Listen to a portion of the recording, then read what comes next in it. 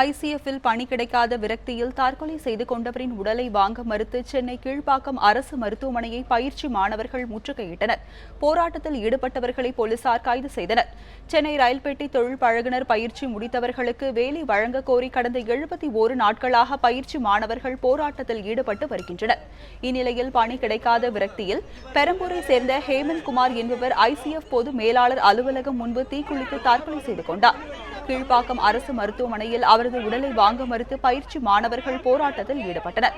ஹேமந்த் குமாரின் மரணத்திற்கு ரயில்வே நிர்வாகமே காரணம் என்று அவர்கள் குற்றம் சாட்டினர். நிர்வாகம் சார்பாக பேச்சுவார்த்தை நடத்த வர வேண்டும் என்றும் மாணவர்கள் கோரிக்கை வைத்தனர். ஆனால் மாணவர்களை கலைந்து செல்லுமாறு போலீசார் அறிவுறுத்திய நிலையில் போராட்டம் நீடித்தது. இதனைத் தொடர்ந்து அவர்கள் அனைவரும் கைது செய்யப்பட்டனர்.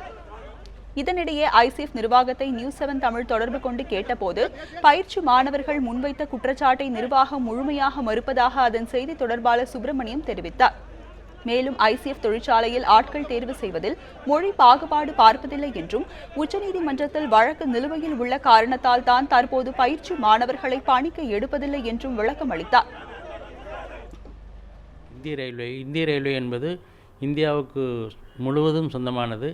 அங்கு எல்லாரும் ஒன்று சமமாக கருதப்படுவார்களே தவிர யாருக்கும் பாகுபாடு பார்ப்பது கிடையாது. இருப்பினும் தமிழ்நாட்டைச் சேர்ந்தவர்கள் அதிக வாய்ப்பு கிடைக்க வேண்டும் என்கின்ற காரணத்தினால் இப்பொழுது 2013-2014 ஆண்டு இந்த அப்ரண்டிஸ் ட்ரைனிங் எடுப்பவர்கள் கண்டிப்பாக தமிழ்நாட்டில் உள்ள வேலைவாய்ப்பு அலுவலகத்தில் பதிவு செய்ய வேண்டும் என்று ஒரு நிபந்தனை விதிக்கப்பட்டுள்ளது.